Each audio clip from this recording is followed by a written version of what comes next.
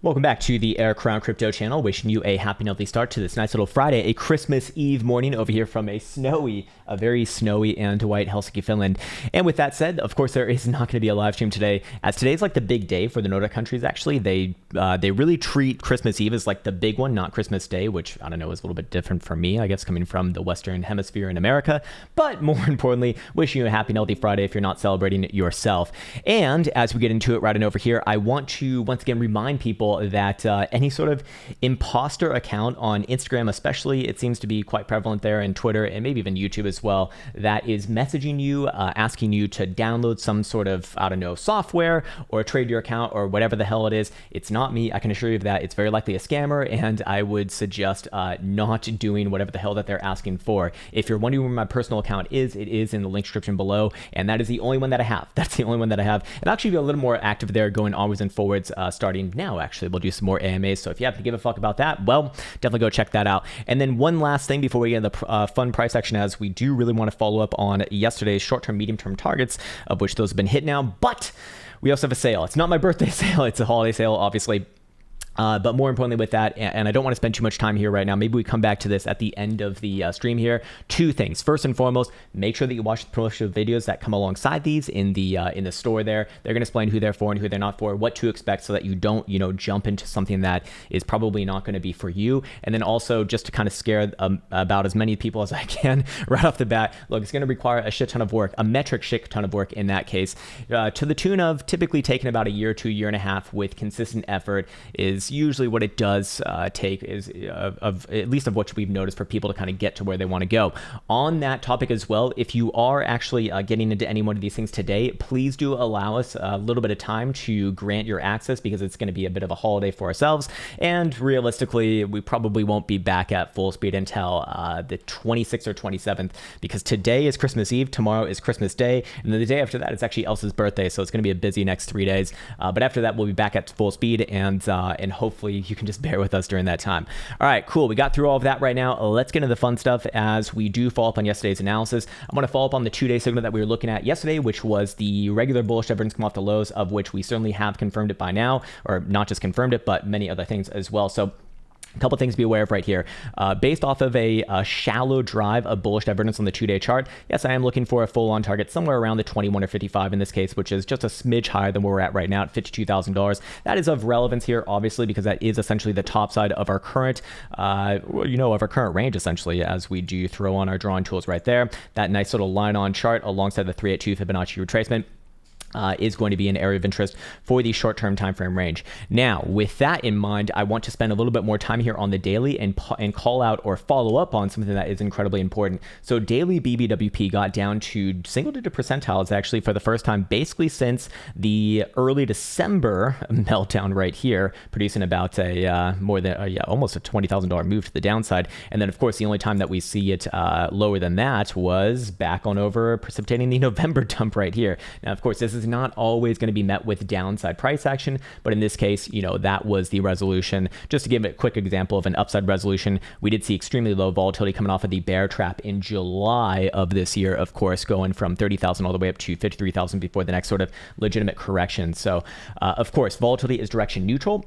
That is why we look at our momentum oscillators and trend to kind of get a bias on that direction. And right now we do see, of course, the daily, 2-day, and I believe all the way up to a 5-day showing some pretty significant divergences here. So I want to focus on the next biggest signal that is happening the soonest, which is going to be, it's going to be the 5-day or the 2-day. So the 5-day closes in 2 days and 15 hours. The weekly closes in basically the same time. So these are going to be closing at the same time right here. Why is this important? What is this essentially suggesting right now? Well, we do have hidden bullish divergence being built up on both the 5-day and the weekly. So again, understand the avalanche of effects as things go onwards and forwards here, as we've already kind of confirmed the daily and 2-day bullish divergences right there.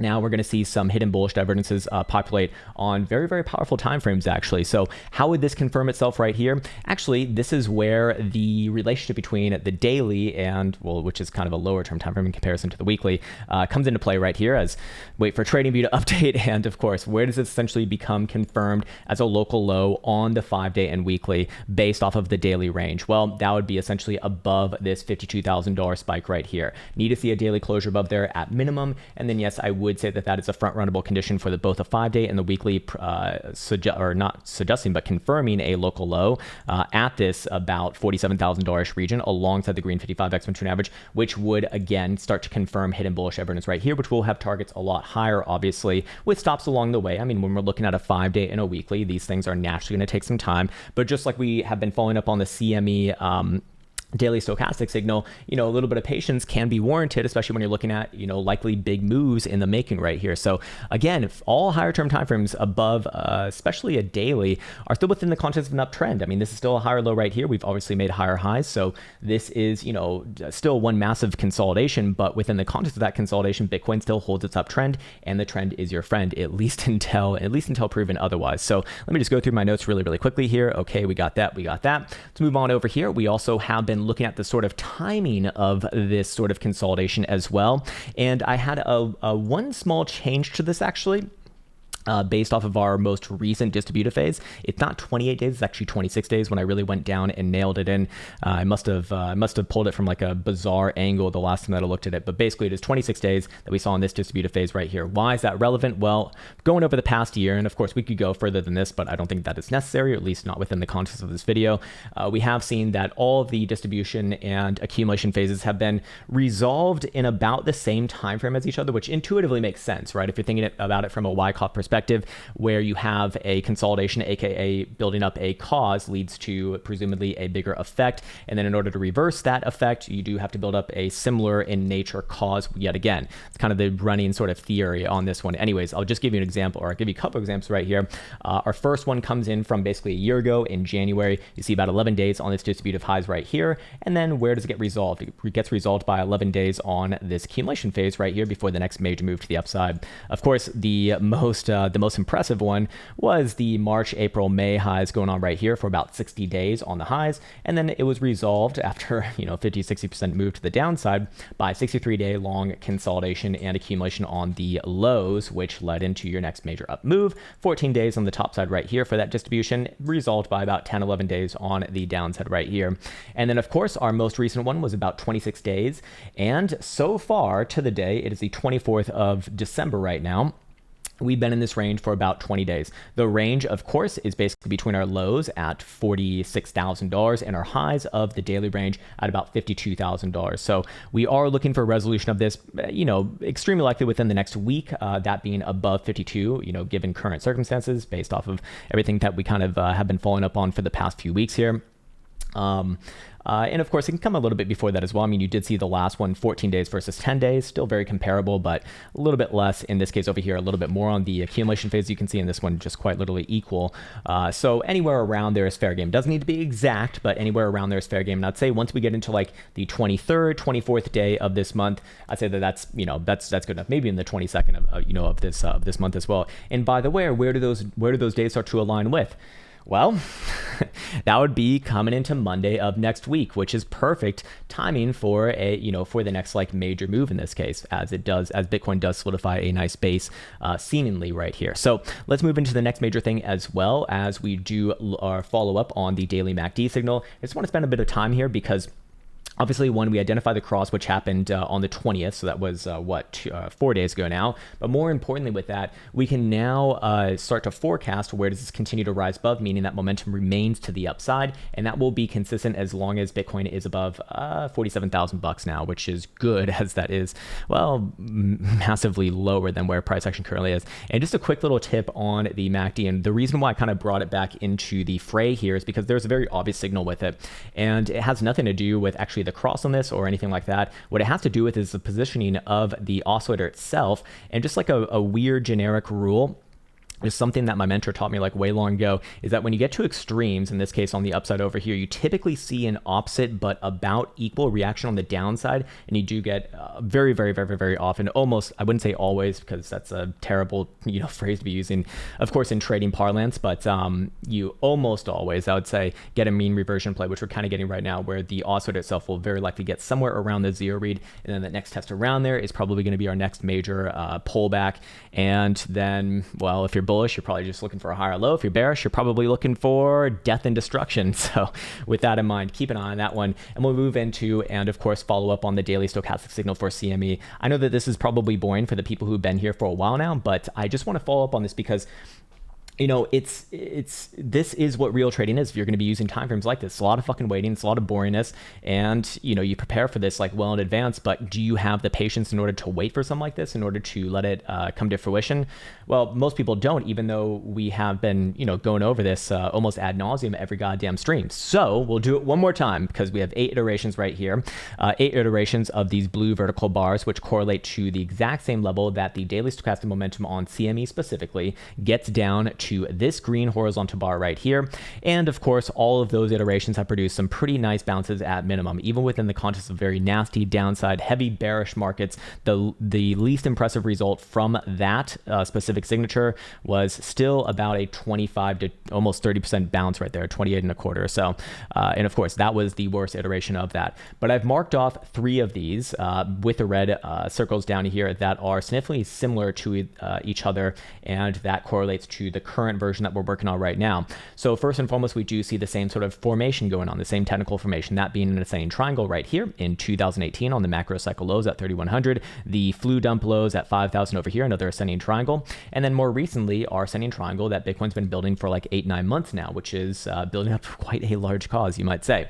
So if we go back into the pane over here, I want you to put into your mind's eye this fractal of a signal right here, and there's many things to say about this now as we do really confirm above some really critical areas in the last 24 hours. But put this one in your mind's eye where basically you see this first base pop up, reject, pop back down again, reject a second time, third time accepted, and then back above this last critical rejective high right there from 6th of December. Very, very important. So what I'm going to do now is I'm going to go back to the March 2021. This is your flu dump from, the flu. And probably shouldn't say that one as well. That also pisses people off. But hey, I'm just trying to not like get some extra eyes on me from the old YouTube gods, as they don't like that. Anyways, first base over here, okay, pops up, rejects around the critical zone, okay, comes back down and bases again and accepted. So this one a little bit stronger than the current iteration. But as you can see, Bitcoin did spend from that point still about 2 months from March to May consolidating within this fashion, and then just absolutely zoom to the upside over a long period of time, putting in some pretty impressive moves there. I mean, we're talking about 167% move before like the next macro or just major consolidation that was actually somewhat concerning. And then the time before that was, of course, way back on over here on the macro cycle lows. This one extremely similar as far as the signal itself goes, where you get first base, reject, second base, reject, third base, accepted, back above the critical zone right here. Still takes from that point, which basically was end of December all the way until end of March, about 2-3 months. And well, on that one, obviously the rest is history. For that first move, does go up about 120% unabated, and then extends all the way for like a 233% move overall before the next major correction, as you can see. But I just want to call those ones out because they are very, very similar to the one that we're working on right here. And in the last 24 hours, something very, very important happened with this. We finally saw that the daily stochastic has gotten above the past critical rejective high at the 22 level right here. So that is really, really good. And this is also going to be consistently moving to the upside as long as Bitcoin is above 46,740 on a daily closing basis for CME specifically. Obviously, spot price action is going to be, just absolutely fucking vertical right there, as long as we're above about 46,700. So this is all good in the hood. But again, these are only relevant for the higher term timeframes right now. But as far as the technical formation goes, remember the timing of that signal and then the leading into the resolution of that signal takes, about 2 to 3 months, let's say. Well, in this case right here, we do an ascending triangle, and within the context of an ascending triangle, you typically do see, at least statistically speaking, it's most likely to resolve itself, which has a higher probability to break out to the upside than the downside, just because, of the sheer fact of trend. You have higher lows, obviously, when you're about 70 to 75% full within it. And seeing as we have an apex coming in about late April, I would say 70 to 75% full on this one is going to be late January, early February, which would be about 2 months from right now, a little bit more than 2 months from right now, which is very much within the context of those prior signals for breaking out of the macro consolidation right here, which would also have a technical target as well to be spoken about, which is all the way up to about $95,000, which is all the way around the 1.618 Fibonacci extension, which is really good confluence right there. And by the way, just as far as the percentage gained would go, or sorry, we are currently trading about 50,000 bucks right now. So that would obviously be like a 2x or about 120%, which is very much, comparable to what we saw on some of those iterations for, the following months after resolution. So still a little bit obviously further away, but, this is a game of waiting right now, and the setup is there. We keep on ticking the boxes that keep it alive and keep it alive and keep it alive. And that's just the name of the game right now. Anyways, let's go down now or let's talk about targets based off of, confirming hidden bullish evidence here on the 5-day and the weekly. So again, understand where that confirmation has no less than a daily closure above $52,000 for the range resolution, also the 382 Fibonacci, as we did identify right here. If that does happen, I am looking for at minimum a move up to the 0.5 and probably does make a leg up somewhere around the 618, which is actually at $59,000. That level is incredibly important though. Why is that, you might be asking? And again, it's not happening like today or tomorrow, by the way. Today's probably going to pull back for what it's worth. But $59,000 is your last major lower high before Bitcoin got absolutely shredded to the downside. So getting back above there would obviously be would obviously put Bitcoin in a macro position to break out, to bust out of this massive ascending triangle, which I personally speaking, I don't think it's happening like this month, nor in the next couple of weeks, to be quite honest with you. But even just playing out a move like this, something like this, where we spend a little bit of time and then come back up here and then maybe put in a higher low at 54 or something and then give a try. Well, actually, that'd be an inverted head and shoulders. Oh, fuck, now I'm drawing formations before they're even in the cards there. But fair enough, fair enough. It's hard not to do. But as you can see, even that with my stupid way of doing it would be around the end of January. Not that it necessarily has to be exactly like that, but just interesting as a way that it could actually go. Now, what would invalidate all of this? What would make Bitcoin essentially not bullish, but bearish in this case? I wouldn't necessarily say bearish like immediately, but what would invalidate this as, the setup, I suppose? Well, in this case, very easily put below $49,000 on a daily, or just anywhere below yesterday's low would be really concerning at $48,000 even or so.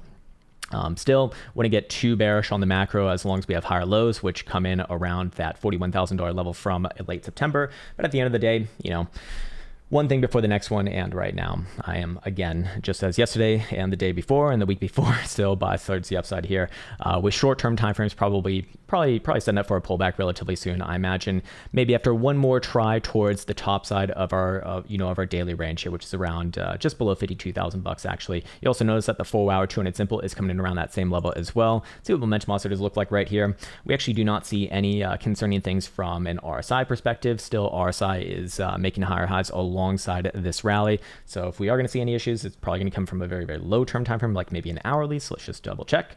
And yeah, there's an ever so slight drive of bearish evidence right there, but I don't think that this is anything too concerning for right now. If Bitcoin wants to correct short term, I'm just looking for moves down to $50,000, and you can probably figure out what I'm thinking around there. Just I won't say it vividly just because, well, that's financial advice, sirs and sirs, and I don't know exactly what's best for you anyways. So anyways, let's go back on over here. Let's see what lower term time frame momentum also from a stochastic momentum would suggest here. And 4-hour stokes are actually going to be with upside momentum as long as above 49.4.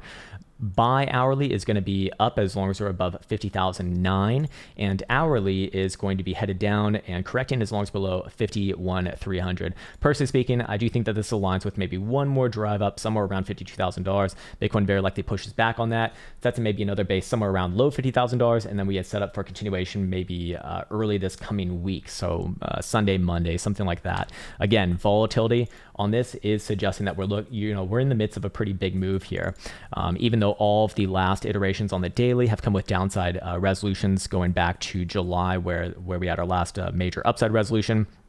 I want to pull up an example here of what we have seen in the past from like similar examples with this low level. So that would be way back on over here from October 2020. This did precipitate that couple month long consolidation and did lead up towards about a 77% move to the upside. Obviously, the one before that was right here. This one, of course, pulling from 9,000 to 12,500 for a 40% move almost. And can we find another one perhaps? Yeah, this one over here, obviously. From January 2020, and Bitcoin puts in a nice 50% move up there as well. So all of these are rather impressive, at least in my mind's eye. So I do look at these as still very much relevant. Just going to take some time to prove itself onwards and forwards. So again, the big areas to be aware of to the upside, 52,000 bucks, I'd say. If we do start to close daily doodles above there, I guess I would be looking for a continuation significantly further north before any sort of greater pullback. But per speaking, probably grind up this $52,000 region, play at a bit of a pullback, maybe Saturday, Sunday, something like that, and then set it up for a continuation coming into next week is kind of what I'm thinking right now. I have absolutely zero reason at all whatsoever to be bearish on Bitcoin, even from a short-term time frame perspective, as long as you're above 50, or sorry, not 50, but I mean 50 is a pretty good base right there, but $48,000. I look for corrections short-term to come down somewhere around $50,000. Just rather simple stuff right there. And yeah, I think that pretty much got everything that I wanted to speak about for today. So there's 20 minutes long in your face. Apologies about that. I know it's fucking annoying, but oh well. I think I'll be signing off now. I want to wish you well. I want to wish you the best, and I will see you in the next one. Take care.